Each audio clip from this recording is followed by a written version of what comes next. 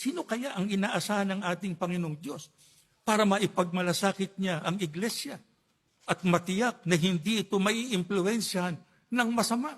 Ang iba ginawa sa kanila na sila ay mangangalaga. Sino bang nangangalaga, mga kapatid? Mga may tungkulin. Yan ang ating sagutin sa Diyos Ating alagaan ng iglesia.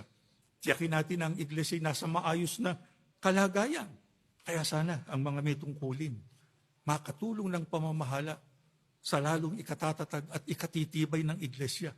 Parang lahat ng mga napanig sa loob ng iglesia, huwag maimpluwensya ng masama, kundi ang ipang-impluwensya natin sa kanila yung mga aral at utos ng ating Panginoong Diyos para makarating sila sa pangakong kaligtasan.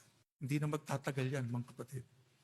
Oo, maaaring magtiis tayo ng napakarami, pero gawin yung inspirasyon, yung atin tatanggaping gantimpala.